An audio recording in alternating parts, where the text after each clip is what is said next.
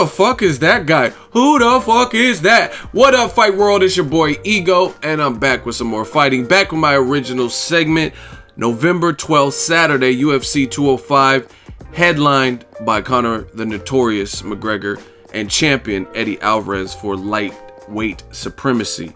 Now, I'm looking forward to this. MMA in New York. There was legislation passed earlier this year that allowed for this.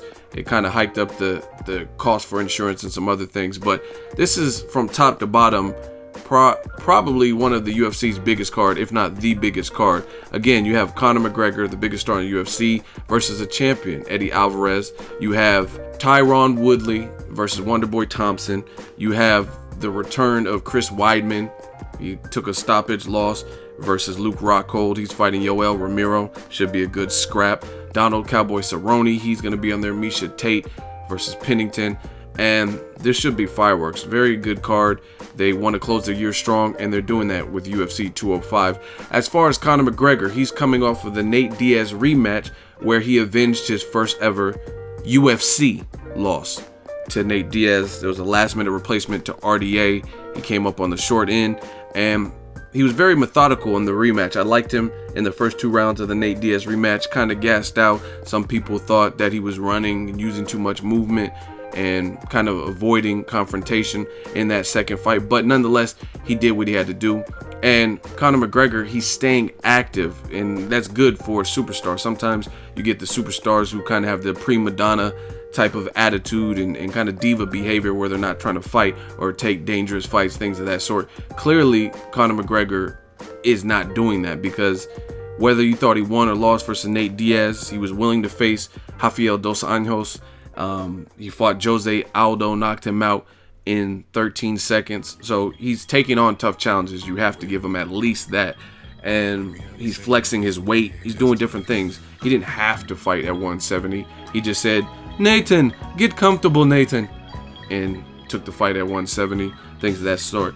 Eddie Alvarez is a fighter who he feels, like most people, that Conor McGregor is getting a lot of exposure, and he might even be hype, and that's what he plans to set forth with his game plan: retain his belt and prove that Conor McGregor, he's just kind of a loudmouth and is some hype behind him. So this is a good fight. I'm looking forward to this main event. Conor McGregor, he says something to the effect of there's no one who's a challenge for him. He may have to call out Floyd Mayweather, things like that. So USA versus Ireland, I'm looking forward to it. Now let's take a look at the tail of the tape. Lightweight champion Eddie Alvarez is 32 years old, Conor McGregor being younger, who is currently 28 years old. And the other vital statistics are very close. Eddie Alvarez is listed at 5'9" tall, as well as Conor McGregor. This fight is taking place at lightweight, which is 155 pounds. And the reach advantage goes to Conor McGregor, long arm, 74 inches for his frame, to champion Eddie Alvarez's 69-inch reach. And that's an interesting statistic. We know Conor McGregor is more of a stand-up fighter. He's a good striker, and he puts punches together. I think personally this is going to be a more comfortable weight for Conor McGregor as opposed to 170. He was saying he was eating steaks, and he kind of like ate his way up to the division, and I think that's why we've seen Conor McGregor gas out a bit in those Diaz fights. But this is a fair fight. As you can see, Eddie Alvarez, by this picture, and really any picture you Google of Eddie Alvarez, he's always in shape. He has the momentum, beat Anthony Pettis. So this is a good fight. Conor McGregor, you have to mention, he did fight a lot of smaller guys than Eddie Alvarez, guys like Chad Mendes, Jose Aldo. Jose Aldo's kind of big, but these were featherweight fights. And this is a champion we're talking about. Anything can happen, mixed martial arts. I'm looking forward to it. UFC 205. Let me know if the Notorious one will shut up the critics, prove he's not hype, and beat a champion, Eddie Alvarez. If he does that, he will be the first UFC fighter in history to simultaneously hold 2 belts in 2 separate divisions simultaneously. Now, there is a little bit of a clause. People like Jose Aldo weren't granted like a rematch, and he even threatened to retire from MMA and the UFC completely. So a lot of fighters feel Conor McGregor's getting special treatment. Dana White and them guys over there are giving Conor McGregor special treatment, and he's not having to do the title defenses at featherweight, and he's just kind of making his own rules. He wants the Nate Diaz rematch, so he gets it. He doesn't want the trilogy fight, or he wants the trilogy fight at 155 instead of 170 because he realized the first 2 fights were tough.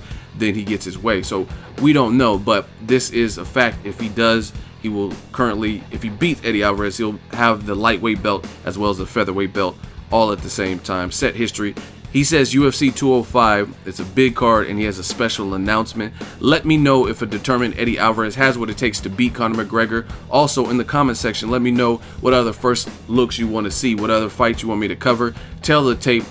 You know how I get down. Make sure you guys subscribe, like the video as always, hate, comment, and subscribe. Till next video is Ego, signing off. So if you enjoyed this video and want more content like this on the channel, you can show your appreciation by going to the PayPal donate button or the YouTube support button, and you can donate any amount that you feel is equivalent to the value of this video. Much more to come. Thank you guys for your support. Boxingego, the future of boxing.